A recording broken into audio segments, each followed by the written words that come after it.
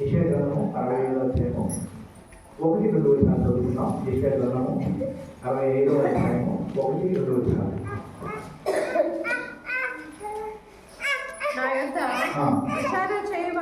నా యొద్ద విచారణ చేయని వారిని నా దర్శనములకు రానిచ్చితిని. నన్ను వెదకని వారికి నేను దొరకించి. ఇక్కడ రెండు ముఖ్యమైన మనుషుల గురించి మాట్లాడుతూ ఉన్నాడు. దేవుడు తన స్పష్టమైన మాటలు తన వాక్యంలో తన సేవకుడైన యెషయా చేత రాయించిన మాటలు మనం చూస్తూ ఉన్నాం. దేవుడు అంటా ఉన్నాడు, నా యొక్క విచారణ చేయని వారికి. విచారణ అంటే మామూలుగా చెప్పాలంటే అడగడం. విచారణ అంటే తెలుసుకోవడం, అది ఎప్పుడు జరుగుతుందో తెలుసుకోవడం. లేదా బస్ స్టాండ్లో విచారణ అంటే బస్సు ఎప్పుడు వస్తుందో తెలుసుకోవడం. రైల్వే స్టేషన్లో విచారణ అంటే ఏ ట్రైన్ ఎక్కడి నుంచి వస్తుందో వస్తుందో కనుక్కోవడం. అంటే అడిగి తెలుసుకోవడం అనుకోవచ్చు ఒక మామూలు మాట చెప్పాలంటే. విచారణ అంటే అడగడం, విచారణ అంటే తెలుసుకోవడం. దేవుని దగ్గర అడగని వారికి, తెలుసుకోవడానికి ఇష్టపడిన వారికి దేవుడు ఏం చేశాడంటే, నేను నా దర్శనములకు రాణించింది. దర్శనము అంటే తేలిన మాటలు చెప్పాలంటే చూడడం. ఆయన అడగకపోయినా, ఆయన సహాయం ఆయన అడగకపోయినా, ఆయన దగ్గర తెలుసుకోవాలనుకోకపోయినా సరే ఆయన చూసే బాధ్యత దేవుడు ఇచ్చాడట. తెలియక చెప్పుకోవాలంటే రెండోది అంటా ఉన్నాడు, నన్ను వెతకని వారికి నేను అది వెతకలేదు కానీ వారికి నేను దొరికాను చెప్తా ఉన్నాడు. ఈ మాట మనం కొంచెం ఆశ్చర్యంగా అనిపించవచ్చు. ఈ మాటలు మనము ఇన్ని రోజులు మనము విశ్వసించిన వాటికి కొంచెం వేరేగా కూడా అనిపించవచ్చు. మనము ప్రార్థన చేయండి, దేవుని అడగండి, దేవుని వెతకండి అని వింటూ ఉన్న మాటలకు ఈ మాటలు కొంచెం వ్యత్యాసంగా అనిపించవచ్చు.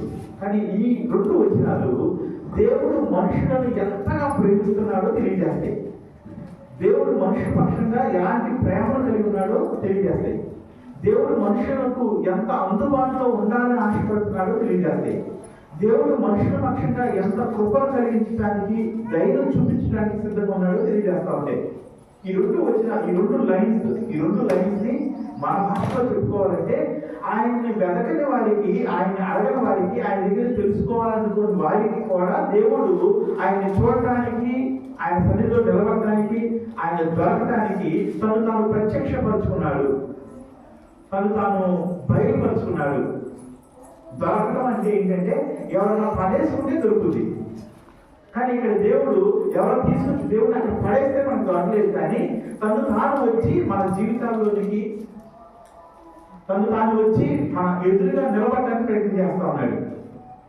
ఎవరికి ఎలాంటి వారి గురించి చెప్తా ఉన్నాడంటే, వాళ్ళు అడగలేదు, దేవుడికి తెలుసుకోవాలనుకోలేదు. తమన్న పరిస్థితికి, తమన్న స్థితికి, తమన్న పరిస్థితిలో నుంచి బయటికి రావడానికి ఏదైనా కావచ్చు, అది ఏది కూడా దేవుడితో కమ్యూనికేట్ చేయడానికి వాళ్ళు సిద్ధపడలేదు. అయినా సరే దేవుడు వారిని చూడటానికి అవకాశం ఇచ్చాడు, తను తను ప్రత్యక్షపరుచుకున్నాడు. అంత మాత్రమే కాదు, ఆయన వెతకని వారికి కూడా ఆయన తను తాను దొరికిన దేవుడిగా ఉంటా ఉన్నాడు. హల్లెలూయా.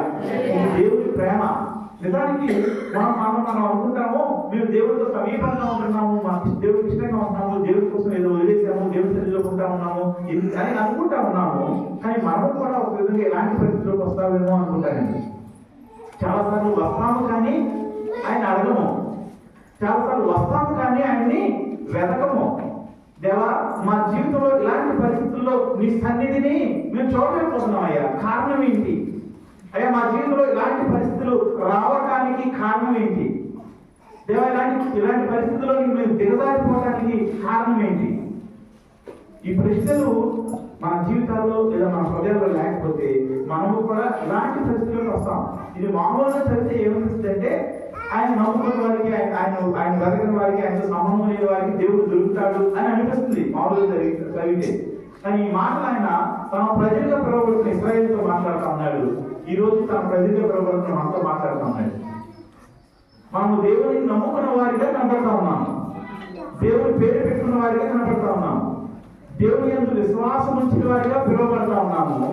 కానీ ఇక్కడ చెప్పబడిన మాటలు ఏం సూచిస్తున్నాయంటే, దేవుని పేరు పెట్టుకున్నావు మంచిదే, దేవుని సన్నిధికి వస్తున్నావు ఇంకా మంచిది, దేవుని నామంలో ప్రార్థన చేస్తున్నట్టుగా కనపడుతున్నావు ఇంకా మంచిది.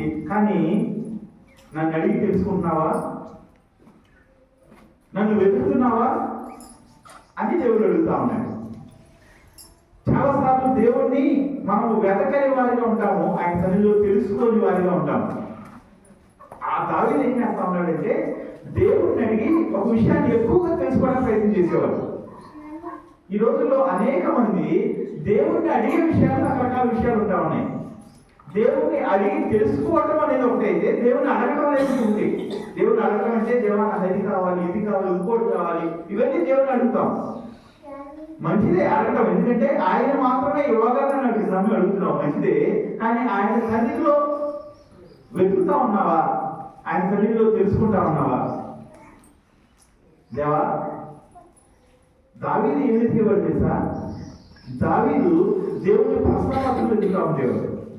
దావీదు దేవుడిని ఏమని తెలుసుకునేవాడు తెలుసా? దేవా, నీకు ఆయాసకరమైన నాలో ఏమైనా ఉందా? దాన్ని తెలియజేయ, దాన్ని నేను తొలగించుకుంటాను. దావీదు అడిగేదానికి, దావీదు వెతికేదానికి, మనం అడిగేదానికి, మనం తెలుసుకోవాలని ప్రయత్నం చేసేదానికి ఎంత తేడా ఉందో. చాలాసార్లు మీ ప్రార్థనలు ఒకసారి పరిశీలన చేసుకుంటే దేవుడిని అడుగుతా ఉన్నాం, కానీ దేవుడి సన్నిధిలో తెలుసుకోవడానికి మనం ఇష్టపడలేదు. దేవుడిని అడుగుతున్నాం, కానీ దేవా నా జీవితంలో నువ్వు ఎటువంటి ఆలోచన కలిగి ఉన్నావో నాకు తెలియచేయవా? మన జీవితాల్లో ప్రతి ప్రార్థన లేదా మనం అడిగే దేవుడిని అడిగే ప్రతి ఆలోచన మనకి కావాల్సిందే అడుగుతా ఉన్నాము, కానీ తెలుసుకోవడం అంటే ఏంటి తెలుసా? దేవా, నా పట్ల నువ్వు ఎటువంటి ఆలోచన కలిగి ఉన్నావయ్యా? నా పట్ల నువ్వు ఎలాంటి ఆలోచన కలిగి ఉన్నావు? నన్ను ఏం చేయమంటావు? ఇంకా స్పష్టంగా చెప్పాలంటే నన్ను ఏం చేయమంటావు? దేవా, నీ సన్నిధిలో నేను ఉంటానయ్యా, నీకు అందుబాటులో నేను ఉంటానయ్యా. ఈ ప్రార్థన మనం చేస్తామా? మన జీవితంలో ప్రతి ఆలోచన ఒకసారి మీరు వెనక్కి తిరిగి చూసుకుంటే ప్రతి ఆలోచన మన సొంతదై ఉంటుంది. మంచిదే, దేవుడు కాదట్లేదు. నీ ఆలోచన కలిగి ఉంటుంది, మంచిదే. కానీ అదే సమయంలో ఆయన ఏమంటున్నాడంటే నా దగ్గర కూడా తెలుసుకోవచ్చు కదా. పెద్దలైన వారి దగ్గర మన ఆలోచనలు కొన్నిసార్లు మనం చెప్పి మేము ఇలా అనుకుంటున్నాము, పెద్దోళ్ళ మీరు ఉన్నారు కదా, ఏం చేయమంటారు? చర్చిలో జరిగే విషయాలు కొన్నిసార్లు ఒప్పుడు కొట్టే చదువుతో అంతకుముందు లక్ష్మణ చెప్తా ఉండేవాడు. చర్చిలో జరిగే ఏంటి చేద్దాం అనుకుంటున్న విషయాలు, నేను ఆలోచించేసే విషయాలు వాళ్ళతో చెప్పి ఏం చేస్తే బాగుంటుందని అడుగుతూ ఉండేవాడు. వాళ్ళ సలహా తీసుకోవడానికి ఇష్టపడతా ఉండేవాడు. వాళ్ళు పెద్దవాళ్ళ వయసులో కాబట్టి వాళ్ళ ఆలోచనలు వినడానికి ఇష్టపడతా ఉన్నానని ఉండేవాడిని. కొన్ని ఆలోచనలు వాళ్ళు చెప్పిన దాన్ని బట్టి నేను చేద్దాం అనుకున్న వాటిని చాలా వరకు వదిలివేసిన విషయాలు కూడా చాలా ఉన్నాయి. కొన్నిసార్లు మన స్త్రీలతో కూడా అడుగుతూ ఉంటారు, కొన్ని విషయాలు మాట్లాడటం జరుగుతూ ఉంటాయి. మనుషుల్లో పెద్దవాళ్ళు లేదు, మనుషులు కొంచెం వీళ్ళని అడిగితే కొంచెం మంచి సహాయం ఇస్తారనుకుంటున్న వాళ్ళని మనం అడగడానికి ప్రయత్నం చేస్తానే. వీళ్ళందరికన్నా దేవుడు ఉన్నదా కాదా? అత్యున్నతమైన దేవుడు. ఆయన అడగకపోతున్నాం అంటే కారణం ఏంటంటే మొదటి చెప్తారు, నా యొక్క విచారణ చేయని వారిని నా దర్శనాన్ని నేను తొలగిస్తాను. అంటే దేవుడు తన సన్నిధిని మనకు ఉంచాడంటే మనం అనుకుంటున్నాము, నేను దేవుడి సన్నిధికి వస్తాను, దేవుడి సన్నిధిలో ప్రార్థన చేసుకుని నేను ఇష్టం కాబట్టి దేవుడి సన్నిధిని నేను అనుభవించగలుగుతాను అనుకుంటున్నాను. కానీ ఒకవేళ ఈ లిస్టులో ఉన్నావేమో, ఆయన్ని అడగని లిస్టులో ఉన్నావేమో, లేదా ఆయన్ని తెలుసుకోలేని స్థితిలో అడగటం అనే మాట నేను పక్కన పెట్టేస్తాను. ఏంటంటే మీరు అందరూ అడుగుతూ ఉంటారు బహుశా, ఎందుకంటే అడగటం మనకి అలవాటు. ఆయన తప్ప ఇంకెవరు అడగలేము. అయ్యా నాకు ఆరోగ్యం కావాలి, డబ్బులు కావాలి, ఇంకోటి కావాలి, ఇంకోటి కావాలి, ఆయన అడిగిదానే ఉంటుంటారు. అందుకని దేవుడికి విచారణ అని మాట్లాడతాడు. విచారణ అనేది తెలుసుకోవడం కోసం అడిగేది. విచారణ అంటే కూడా అడగటమే, కానీ అది తెలుసుకోవడం కోసం అడిగేది. మనం అడిగే అడగడం ఏంటంటే తీసుకోవడం కోసం, ఏదో పొందుకోవడం కోసం అడుగుతా ఉన్నాం.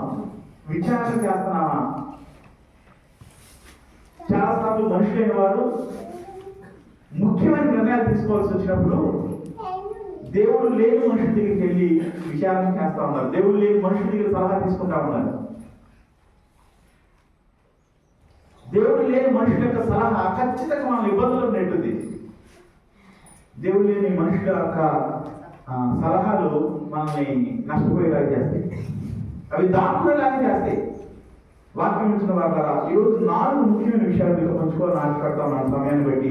అందులో మొదటిది, దేవుని సన్నిధిలో తెలుసుకునే వారిగా ఉంటున్నాము మనం. దేవుని ఆలోచనను వినడానికి సిద్ధంగా ఉన్నామా? దేవా, నా పట్ల నీ ఆలోచన ఏమైనా ఉన్నాయా?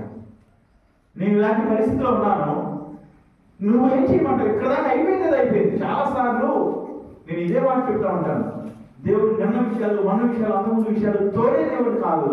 కొన్నిసార్లు తోడి మన ముందు పెడతారంటే దాన్ని చూపించి మన పాఠం నేర్పించడం కోసం అయి ఉంటుంది తప్ప, దేవుడు ఎలాంటి దేవుడు అంటే అయిపోయింది, అది అయిపోయింది, దేవుడు క్షమించు, ఒక కొత్త జీవితాన్ని ప్రారంభం చేస్తాను, అది నా చేతిలో లేదు.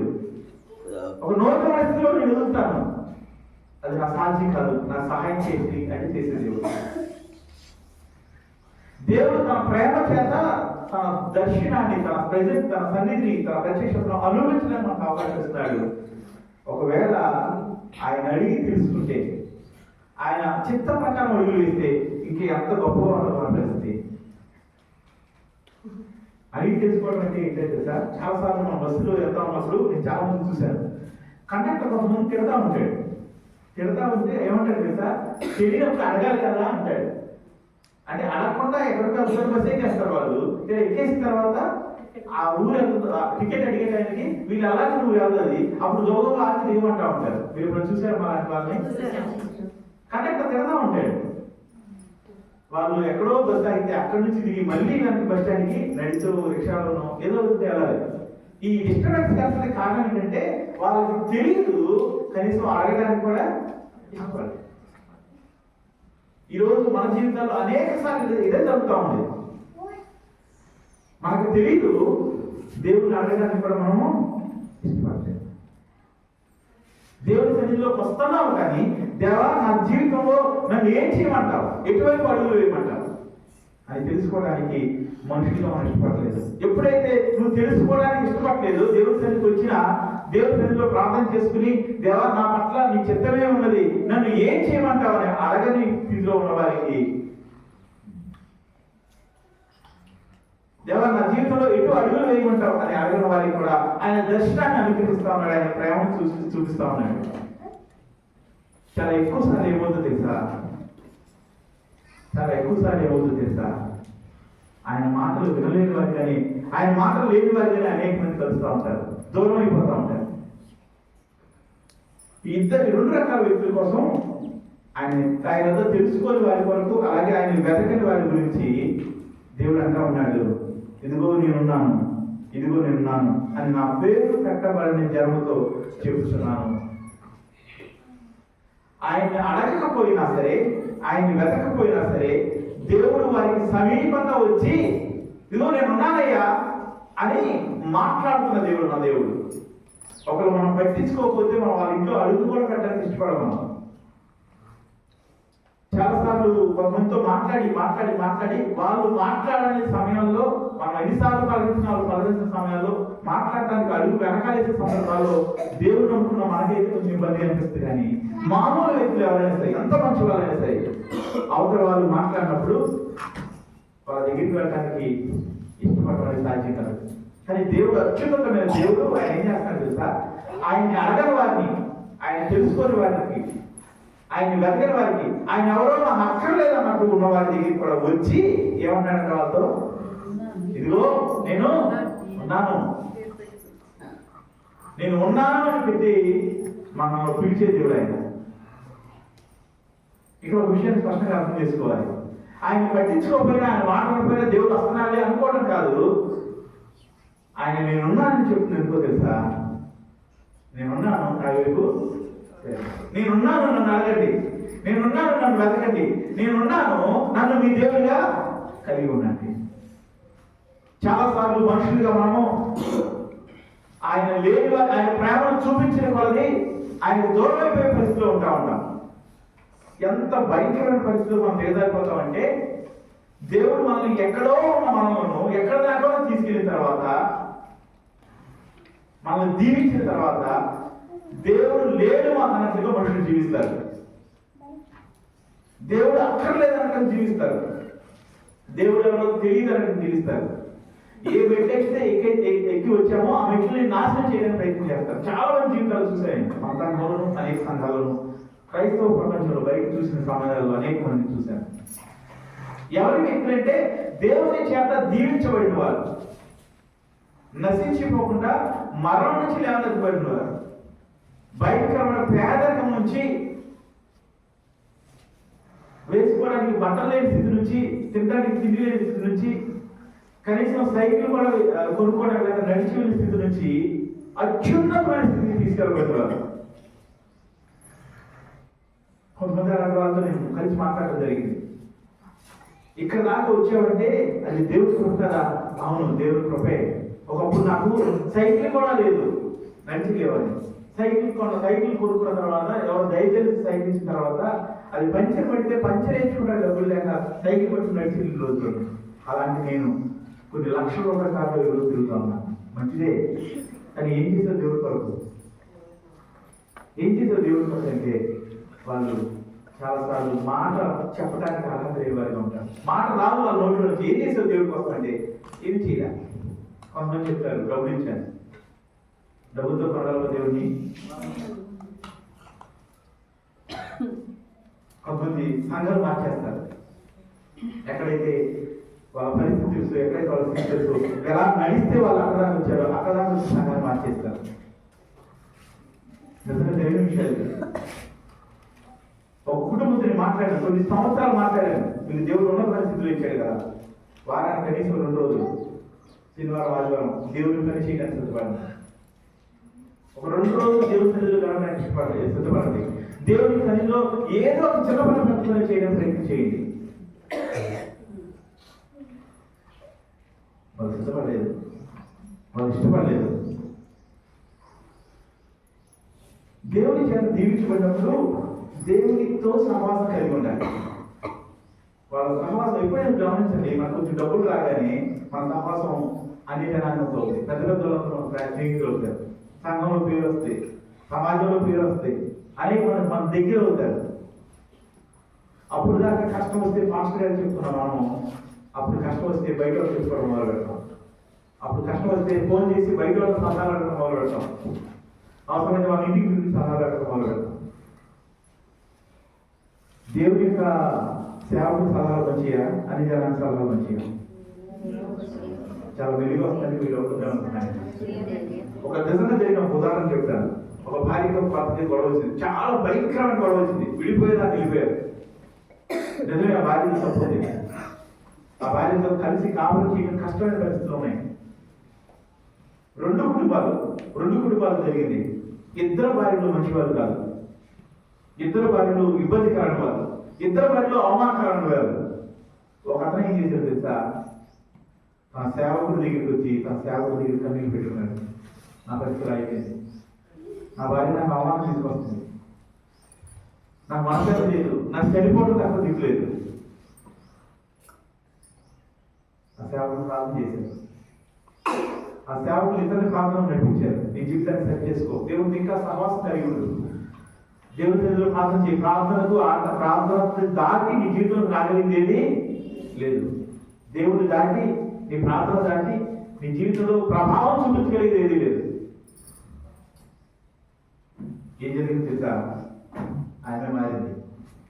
ఎంత మారిందంటే, ఏ భార్యను చూసి అయితే నా ఇంట్లోకి వెళ్ళడానికి కూడా అడుగు పెట్టడానికి భయపడేవాడు. ఇంట్లోకి వెళ్తే మనస్తాన్ని ఉండదు. ఒక గంట రోడ్డు నుంచి వెళ్దాం అనుకునేవాడు.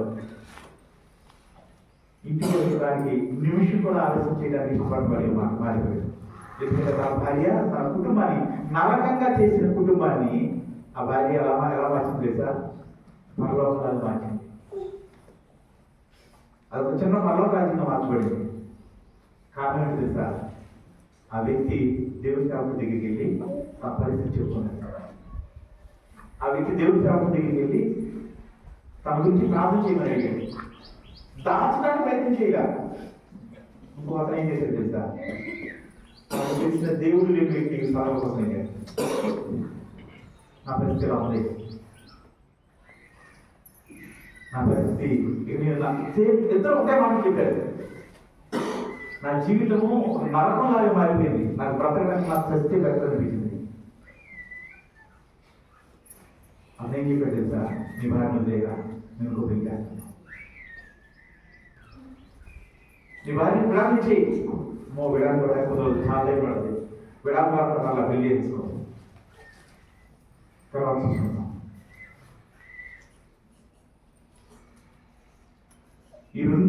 సందర్భాల్లో ఏది బాగుంది ఉంటారు మీకు? భార్య వదిలేసిన సందర్భం బాగుందా? కారణం ఏంటి తెలుసా? ఒక వ్యక్తి దేవుని వెతికాడు, ఇంకొక వ్యక్తి లోకాన్ని వెతికాడు. ఇక్కడ అంటాడు దేవుడు, నేనున్నాను. నువ్వు కృంగిపోయిన పరిస్థితిలో, నీకు దారి తెలియని పరిస్థితిలో, నీ జీవితంలో సలహా ఏ నిర్ణయం తీసుకోవాలో తెలియని పరిస్థితిలో, ఏం చేస్తే బాగుంటుందో తెలియని సందర్భాల్లో, నువ్వు కృంగిపోయిన సమయంలో దేవుడి స్మరణ నీకు కనపడుతుందా? నేనున్నానని. దేవుడి సన్నిధికి వస్తున్న వాళ్ళారా, దేవుని వాక్యాన్ని వింటున్న వాళ్ళారా, దేవుడి మాట నీకు చెప్పే విషయం ఏంటి తెలుసా? నేనున్నాను. మన దేవుడు ఉన్నాడు. మేము వాక్యంలో మీకు చెప్పడానికి ప్రయత్నం చేసే ప్రతి సందర్భంలో మేము ఎక్కువ చూపించడానికి ప్రయత్నం చేసేది ఏంటి తెలుసా? మన దేవుడు ఉన్నవాడు. మన దేవుడు ఉన్నవాడు. ఆయనతో మనతో ఉండడానికి ఇష్టపడుతున్న దేవుడు. మన జీవితాన్ని మనకన్నా శ్రేష్టంగా మార్చగలిగిన దేవుడు ఆయన. చాలాసార్లు మీకు కొన్ని సలహాలు చెప్తున్నప్పుడు దాని యొక్క భవిష్యత్తు మాకు అర్థమవుతుంది. కారణం ఏంటంటే మాకు జాతకం తెలియదు, భవిష్యత్తు తెలియదు, మాకు రేపేం జరుగుతుందో తెలియదు.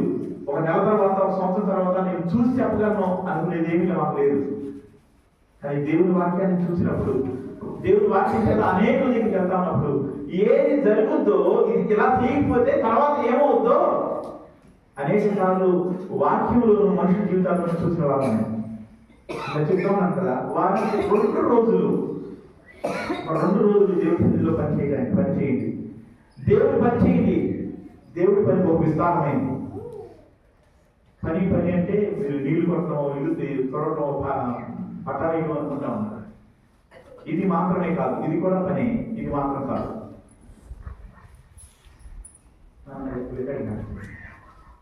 ఇది మాత్రమే కాదు, ఇది పనే. కానీ ఇది మాత్రం కాదు. చాలా జీవితంలో చేసిన వాటి గురించి అనేక మధ్య సాక్ష్యంగా ఉండడం. దేవుని ఎరగని మనుషులను దేవుని మాటతో వెళ్ళి, నా జీవితంలో దేవుడు చేశాడు, నీ జీవితంలో కూడా దేవుడు తిరిగితే ఇది చేస్తానని చెప్పడం. మన జీవితంలో దేవుడు అనేకమైన మేలు చేసిన తర్వాత, అవన్నీ పొందుకున్న తర్వాత మనం వెళ్ళి మనుషులకు చెప్పలేకపోవడం కారణం ఏంటంటే దానిలో కొనసాగకపోవడం. దాని గురించి 2వ వచనం మాట్లాడుతా ఉంది. 2వ వచనం చదువుతాం ఒకసారి. ఒక్కటి ఏం చేయాలంట? అదే మాట నీకు నాకు కూడా. మన ఇష్టం వచ్చినట్టు ప్రార్థించవచ్చు. నీ సంతోషాన్ని దూరం చేసే దేవుడు కాదు, నీ ఆనందాన్ని దూరం చేసే దేవుడు కాదు, నువ్వు ఏడుస్తూ ఉండాలని, నువ్వు ఏడుపు మోహిస్తూ తిరగాలని కోరుకునే దేవుడు కాదు మన దేవుడు. మన దేవుడు అంటేనే సంతోషం, మన దేవుడు అంటేనే ఆనందం. మన దేవుడు నిత్య సంతోషాన్ని కిరీటించే దేవుడు. ఆయన ఉన్న చోట సంతోషం ఉంటుంది. ఆయన ప్రత్యక్షత మనకు సమాధానం తీసుకొస్తాయి. కానీ ఆయన అంటా ఉంటాడు, నీకు ఎట్లా సంతోషం ఉంటే అట్లా ఉంది, కానీ ఇది చేస్తే నేను సంతోషపడుతున్నాను, కానీ తప్ప ఒప్ప దీని ద్వారా తీర్పు వస్తా లేదా? దేవుడి సన్నిధిలో నిలబడినప్పుడు నువ్వు చేసిన పనిని బట్టి, నువ్వు మాట్లాడిన మాట బట్టి దేవుడి సన్నిధిలో తల ఉంచుకుని నిలబడాల్సి వస్తుందా? నరకానికి వెళ్ళాల్సి వస్తుందా? లేదా దేవుడి దగ్గరికి తీసుకుని నీ జీవితంలో నీ సంతోషము నా సంతోషమే నీ సంతోషం అనుకున్నావు. నేను ఎలా సంతోషపడతానో నువ్వు అలాగే ఉన్నావు, ఒక మంచి జీవితాన్ని జీవించావు అని మెచ్చుకుంటాడు. ఈ 2 వచనాల్లో మొదటి వచనము దేవుడిని నమ్మని వ్యక్తుల గురించి చూపిస్తా ఉంది. వాళ్ళు ఎప్పుడు దేవుడి వైపు తిరగలేదు, దేవుడి వైపు తెలుసుకోవాలనుకోలేదు, దేవుడు వెరగలేదు, వాళ్ళ గురించి మాట్లాడుతూ ఉంటే 2వ వచనము యెషయా గ్రంథంలో 2వ వచనం ఏం మాట్లాడుతుందంటే వాళ్ళు ఇష్టం వచ్చినట్టుగా ప్రవర్తిస్తా ఉన్నారు, తమ సొంత ఆలోచన ప్రకారం నడుస్తా ఉన్నారు. ఎక్కడికి వెళ్తుందో తెలుసా మన ఆలోచన? అది చెడు వైపు వెళ్తుంది. ఎక్కడికి వెళ్తుందో తెలుసా మన ఆలోచన? దేవుడి సన్నిధిలో తలదించుకునేలాగా చేస్తే. ఎక్కడికి వెళ్తుందో తెలుసా మన ఆలోచన? అది నరకం వైపు నిన్ను తీసుకెళ్తే. నువ్వు ఒక మంచి అమ్మాయిని చూసినప్పుడు అందగతిలాగా కనిపించి తప్పు చేయాలనిపిస్తే, తప్పు చేయాలనుకుంటున్నప్పుడు నీ మనసులో తప్పుడు ఆలోచన వచ్చినప్పుడు అమ్మాయి నుంచి కదా, అబ్బాయి నుంచి కూడా చెప్తాను నేను. ఒక స్త్రీ పురుషుని చూసినా, ఒక పురుషుడు స్త్రీని చూసినా వాళ్ళ మీద కోరిక కలిగినప్పుడు, వారి అందము, వారి మాటలు నిన్ను ఆకర్షణలో తీసుకొచ్చినప్పుడు నువ్వు ఆగి ఆలోచించాల్సింది తెలుసా? ఈ స్త్రీ వైపు నువ్వు ముందుకు అడుగులు వేస్తే ఈ పురుషుల వైపు నేను ముందుకు అడుగులు వేస్తే, నేను రహస్యంగా వారితో మాట్లాడితే, రహస్యంగా వారితో పాపం చేయడానికి పరిస్థితులు సమకూర్చుకుంటే, ఒక రోజు నేను ఎక్కడికి వెళ్తాను? నరకానికి వెళ్తాను. దాని శిక్ష ఇక్కడే పొందుకుంటాను. వాక్యం ఇచ్చిన వాళ్ళ అనేక సార్లు అనేక మంది యొక్క జీవితాలు శిక్షణ అనుభవిస్తూ భూమి మీద ఉంటా ఉంటాయి. చాలాసార్లు భూమి మీద శిక్షణ అనుభవిస్తూ ఉంటారు. వారి జీవితంలో వారి ఆలోచన దేవునికి వ్యతిరేకమైన ఆలోచన, ఆ ఆలోచన వారిని చెడు నరకంలో నడిపిస్తూ ఉంది. ఆ ఆలోచన వారిని రహస్యంగా తప్పులు చేయడానికి కారణం అవుతా ఉంది. ఆ ఆలోచన దేవుని యొక్క సన్నిధిని కోల్పోవడానికి కారణం అవుతా ఉంది. ఆ ఆలోచన దేవుని వైపు కాకుండా నరకం వైపు వెళ్ళడానికి కారణం అవుతా ఉంది. ఆ ఆలోచన వారి జీవితంలో సంతోషకరంగా దుఃఖాన్ని తీసుకొస్తా ఉంది. ఒక చిన్న ఆలోచన ఎక్కడి నుంచి వస్తుంది ఆలోచన తెలుసా? అది దేవుడు లేని హృదయం నుంచి వస్తా ఉంది. నీకు దేవుడు నా హృదయము దేవుడికి ఇష్టమైన ఆలోచన కలిగిస్తుంది. దేవుడు నా హృదయంలో నుంచి దేవుడికి ఏది ఇష్టమో అదే బయటకు వస్తుంది. తమ ఆలోచనను అనుసరించి వాళ్ళు చెడు మార్గంలో నడుస్తూ ఉన్నారు. వాళ్ళకి దేవుడు ఆలోచన అక్కర్లేదు. దేవుడు ఏమనుకుంటాడు అక్కర్లేదు. దేవుడికి ఏది ఇష్టం వాళ్ళకి అక్కర్లేదు. ఇంకొక రెండో వైపు చూస్తే లోపల ప్రజల వైపు రెండు రకాల మనుషులు చూస్తారు. కొంతమంది తమ సొంత ఆలోచన చేత తప్పుడు మార్గంలోకి నడుస్తూ ఉన్నారు. ఆ తప్పు మార్గం నేను ఎక్కడ తీసుకెళ్తా తెలుసా? నరకానికి తీసుకెళ్తే. ఈ భూమి మీద నువ్వు తలవంచుకునే వాడిగా చేస్తే, ఈ భూమి మీద నువ్వు నష్టపోయే వాడిలాగా చేస్తే, ఈ భూమి మీద కన్నీరు కాచే వాడిలాగా చేస్తే, ఈ భూమి మీద నీకు నీ కుటుంబానికి అవమానం తీసుకొచ్చేలా చేస్తే. నాకు తెలిసిన పాస్టర్ గారు అబ్బాయి ఉన్నాడు. వాడిని ఒక రోజు చెట్టు కట్టేశారు. నాకు తెలిసింది చెట్టు కట్టేశారు. వాళ్ళ ఇంటికి వెళ్ళాము మేము. ఆ పాస్టర్ గారి ఇంటికి వెళ్ళాము. ఆ పాస్టర్ గారు వాళ్ళ కొడుకు మీద అంటా ఉన్నాడు, నేను పర్లేదు కొంత ఊళ్ళు నేర్చుకుంటాడంటే. ఏం నేర్చుకుంటామండి? వీడిని ఏం చేశారు తెలుసా? ఏడుస్తా ఉన్నాడు పాస్టర్ గారు నాకు మాట్లాడతారు. ఈయన ఏం చేశారు తెలుసా? మన చెట్టు కట్టేశారండి అర్ధరాత్రి 1 గంటకి. చిన్నోడు వాడు 15 సంవత్సరాల వాడు చెట్టు కట్టేశారని చెప్తా ఉన్నాడు. ఎందుకురా ఏమైంది అంటే, వాడు ఇళ్ల మధ్యలో నుంచి పరిగెత్తాలని అర్ధరాత్రి పూట. ఎందుకు పరిగెత్తారా అంటే వాడి దగ్గర సమాధానం లేదు. ఆయన చూసిన వాళ్ళు పట్టుకుని చెట్టు కట్టేసి ఎందుకు పరిగెత్తామని అడిగారు. కొట్టారు. కొట్టక ముందు మాస్టర్ గారు కొట్టని తెలిసింది. మాస్టర్ గారు పిలిపించారు. మాస్టర్ గారు అన్నాడు, ఎందుకు పరిగెత్తావరా? అది మాట్లాడలా. మాస్టర్ గారు జబ్బేశాడు, మాట్లాడలా. కట్టేసిన చూడండి జబ్బేశాడు, మాట్లాడలా. ఎందుకు పరిగెత్తావు? ఏం చేస్తాను అర్ధరాత్రి కూడా ఇళ్ళ వచ్చి నీకు పని ఏంటి? సమాధానం లేదు. నాకు ఇప్పుడు గుర్తొస్తాడు ఆ వ్యక్తి. ఎంత అవమానం పెరుగుతాడు ఆ కుర్రాడు, ఎంత అవమానం పెరుగుతాడు. కట్టేసిన సంతోషమా అవమానమా? ఎంత అవమానం పెరుగుతాడు. అదే అదే వీధిలో ఎవరైతే కట్టేశారో ఎవరైతే కొట్టారో వాళ్ళ మధ్య నుంచి నాలుగు తెలియచారు. చిన్న పల్లెటూరు అది. సిటీ కదా, సిటీ అయితే వాళ్ళతో మాంసం ఉంటుంది కాదు, మాంసం చూసుకొని వెళ్ళిపోవచ్చు. పల్లెటూరు కొద్ది తెలియదు మాంసం వెళ్ళాలి. తనకు అవమానం మాత్రమే కాదు, తన తండ్రికి తన తల్లికి అంత అవమానం. తల్లి తండ్రి బతకలే చావలేక బతుకుంటారు. నేను అనుకున్నాను పాస్టర్ ఒక మంచి గౌరవప్రదమైన పిల్లలు కదా, అందరూ గౌరవిస్తారు. కారణం ఏంటి తెలుసా? వాడి హృదయంలోని చెడుతాము వాడిని చెడుతాము చేయడానికి ప్రేరేపించింది. ఈ రోజుకి చెప్పరాడు ఎందుకని ఆ పరిగెత్తాడో. ఈ రోజుకి ఎవరికి తెలియదు.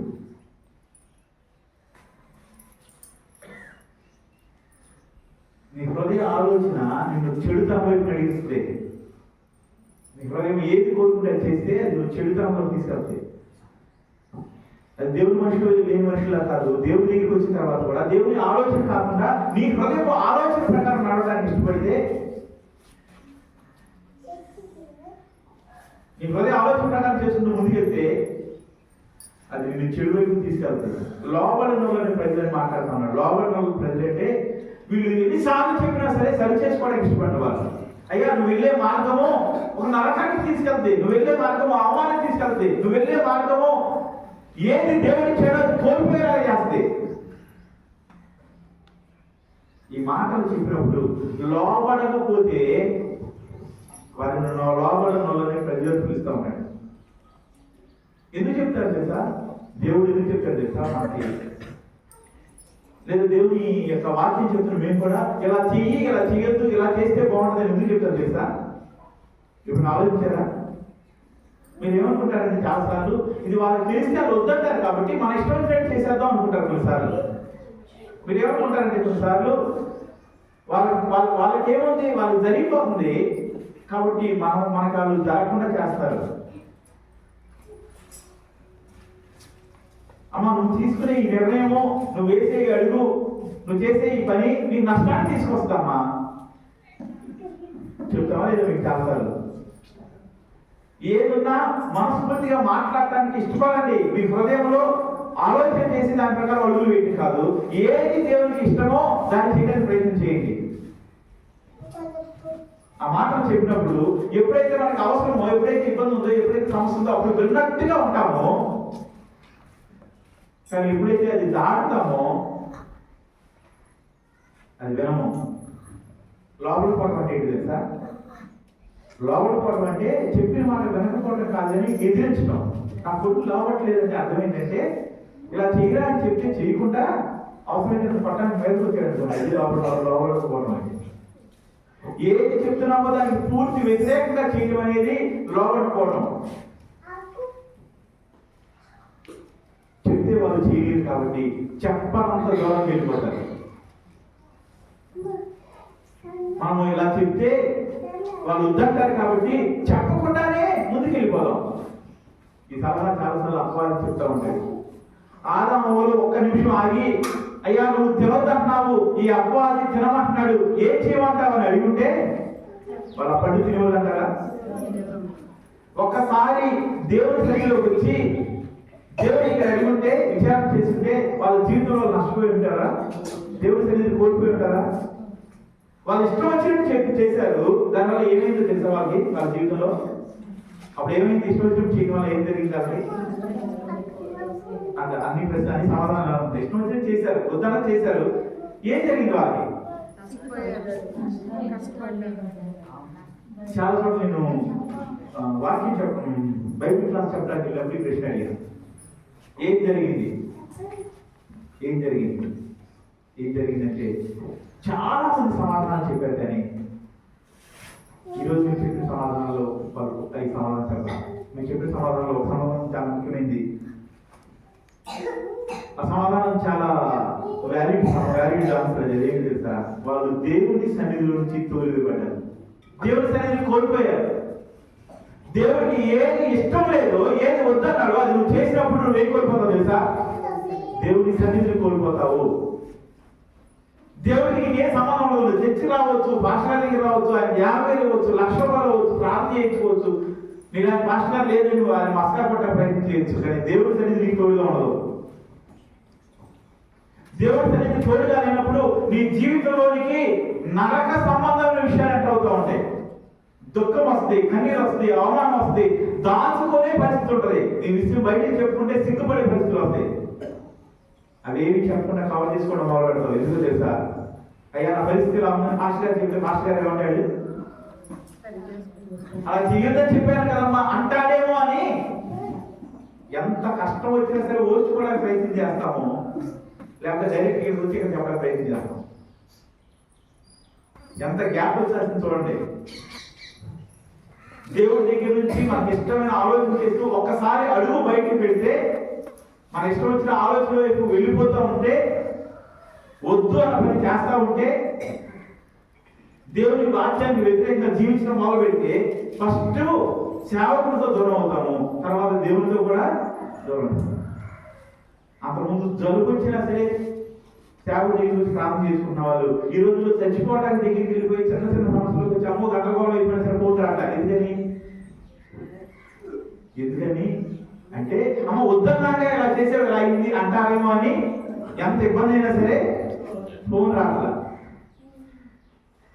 రాకపోవడం మన మాస్టర్ గారు మంచిగా కదా మనసులోకి చెప్పాలి. మాస్టర్ గారు దగ్గర కోరుకోవాలి, లేగాలి, మాట్లాడాలి, ప్రార్థన చేయాలి. ఎక్కడ ప్రార్థన చేయాలి? ఫోన్లో ప్రార్థన చేయాలి. ఫోన్లో ప్రార్థన చేస్తే అయిపోదు కదా. ఫోన్ తర్వాత కూడా ప్రార్థన చేయాలి. నీకు కష్టం వచ్చింది, బాధ వచ్చింది, ఇబ్బంది వచ్చింది, దగ్గు వచ్చింది, వాసన వచ్చింది, ఏ అయిపోయింది, మొత్తం అయిపోయింది. అమ్మో ఇప్పుడు పాస్టర్ గారికి ఫోన్ చేస్తే నేను వద్దన్నా కదా, ఎందుకు చేసావమ్మా, చూడు ఎంత బాధపడతావు అంటారేమో, కాబట్టి ఆ మాట నేను పడను, ఫోన్ చేయలే. ఇప్పుడు ఏమైంది, ఈ వాదన ఇది పాస్టర్ గారి దగ్గర. ఒక్కడు గుర్తుపెట్టుకోండి, దేవుడికి మనం వ్యతిరేకంగా ప్రవర్తించినప్పుడు, ఆదాముని అవ్వని ఏదైతే తన నుంచి బయటకు పంపించేసినప్పుడు దేవుడికి నష్టం కలిగిందా? దేవుడి కొంచెం నష్టం కలగదు. కానీ ఆ రోజు నుంచి కష్టం వారి జీవితాల్లో ఆదాము జీవితం అవ్వలేదు. కానీ ఇక్కడ దేవుడి గొప్పతనం ఏంటి తెలుసా? దేవుడి గొప్పతనం ఏంటంటే తమ ఇష్టం వచ్చిన ఆలోచన ప్రకారం ముందుకు వెళ్ళిపోయిన మనుషుల వైపు, చెడు మార్గం వైపు వెళ్ళిపోయిన మనుషుల వైపు, నరకంలోకి పడిపోతున్న మనుషుల వైపు, నరకాన్ని ఈ భూమి మీద అనిపిస్తున్న మనుషుల వైపు, లోపడకుండా దేవుని వైపు తమ వీపులు చూపిస్తున్న మనుషుల వైపు, లోపడకుండా తమ కాళ్ళు దేవుని వైపు పెడుతున్న మనుషుల వైపు దినమల్లా చేతులు చాపి ఆ వాటి సోదరమా ఆ తర్వాత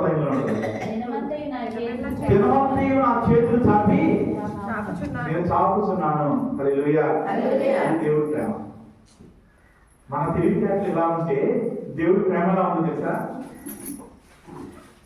దేవుడి ప్రేమ తన రెండు చేతులు చాపి నీ వైపు చూపిస్తా, నీ కొరకు ఎదురు చూస్తా ఉన్నాడు. ఎలాంటి వారి కొరకు ఎదురు చూస్తాడు తెలుసా? ఆయన సన్నిధిలో ఆయన మనసులో ఏముందో తెలుసుకోవడానికి ఇష్టం లేని వారి వైపు,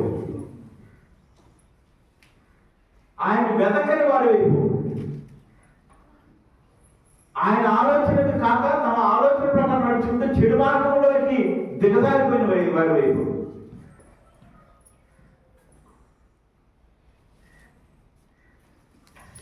లోపడకుండా ఎల్లప్పుడూ తిరుగుబాటు చేస్తున్న వారి వైపు మన చేతులు చూపుతాం.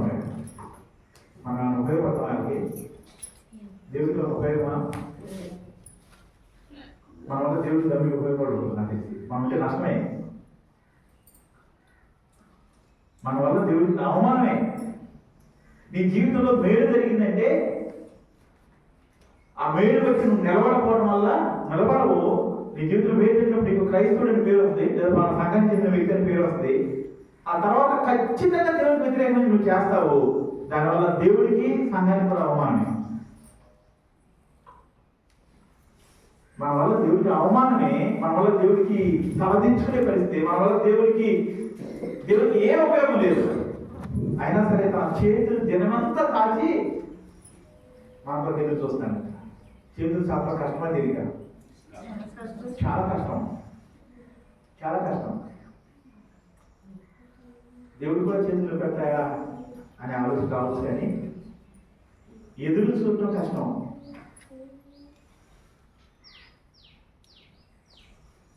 చెప్పిన విషయాన్ని రెండోసారి చెప్పడం కష్టం. ఆయన మనలాంటి వారి వరకు ఆయన చేతులు చాపుతూ ఉన్నాడు. మనలాంటి వారి వరకు తన చేతులు చాపుతూ ఉన్నాడు.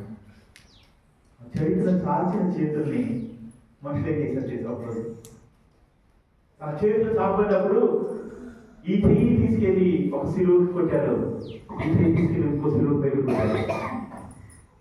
తన ప్రేమను చేత కంటామన్నాడు. తన చాపబడ్డ చేతులతో ఆయన సిలువలో ఎదురు చూస్తున్న అవకాశం తెలుసా? తన చేతులు గాయపరచబడ్డప్పుడు, తన రక్తం కాకపోతా ఉన్నప్పుడు తన చేతులు తాకుతున్న అవకాశం తెలుసా? ఆయన ద్వారా వెలుగుంది ఆయన అవమానిస్తున్న మన వైపు. ఆయన కలిగి ఉన్నామని చెప్పుకుంటూ ఒక టైం దాటిన తర్వాత ఆయన ఆలోచన పూర్తి వ్యతిరేకమైన ఆలోచన, మన సొంత ఆలోచన వైపు వెళ్ళిపోతున్న వారి మేలు పొందిన తర్వాత ఆయన నామానికి అవమానించిన జీవితాన్ని కలిగి ఉన్నవారు. మరణం నుంచి లేవలేసిన తర్వాత మరలా వ్యభిచారం వైపు తిరిగిపోతున్న వారి మనుషుల వైపు. మా హృదయం అంతా తెలిసి నీ సన్నిధిలో క్రొమ్మరిస్తాను అని చెప్తూ నోరు తెరిచి ప్రార్థన చేస్తూ దేవుడి దగ్గర రహస్యాలు దాచిపెట్టిన వారి వైపు.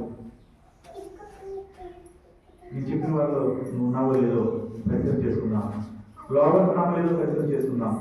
దేవా నా పట్ల నీ ఆలోచన ఏంటి అని దేవుడిని అడిగామో లేదో అడిగిన వారిగా ఉన్నామో ప్రయత్నం చేసుకుందాం.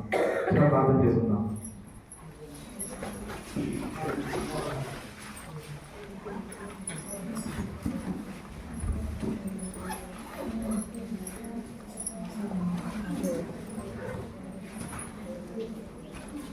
ఏమడుగుతున్నావు దేవుడిని? నీ అవసరం కొరకే అడుగుతా ఉన్నావా?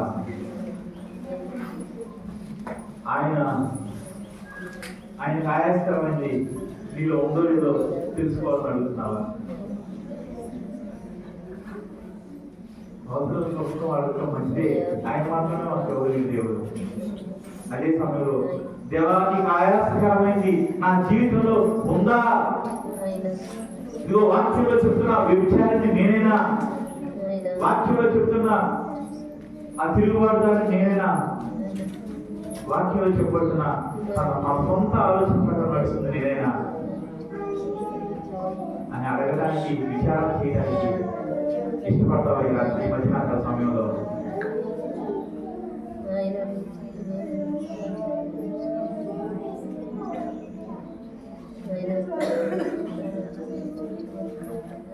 నువ్వు చేసి ప్రార్థన చేస్తావా?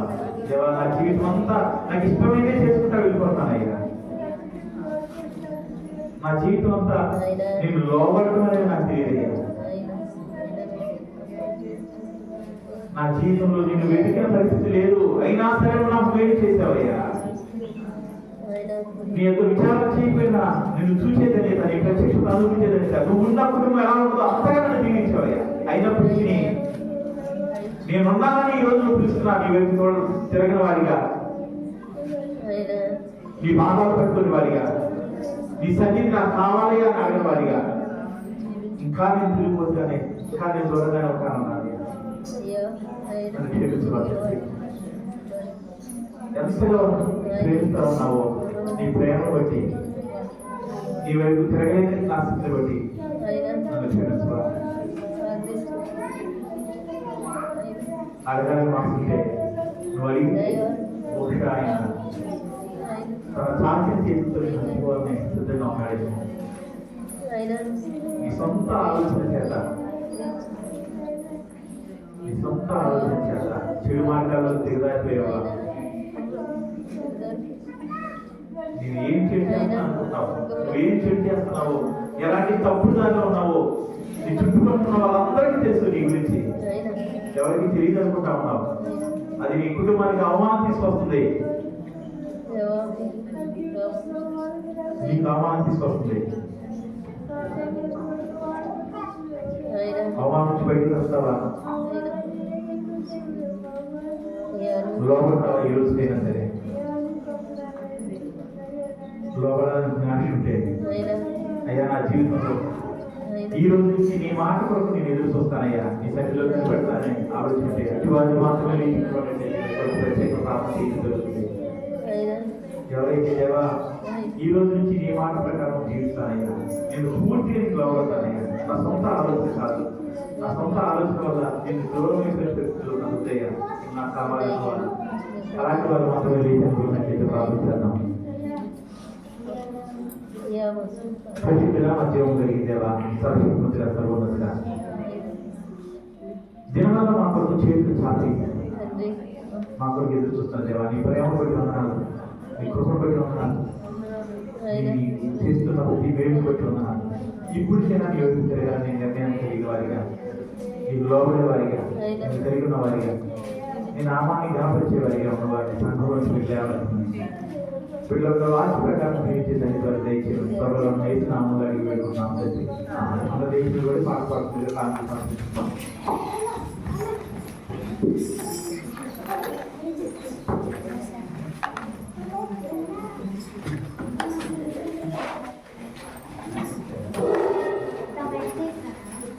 I've been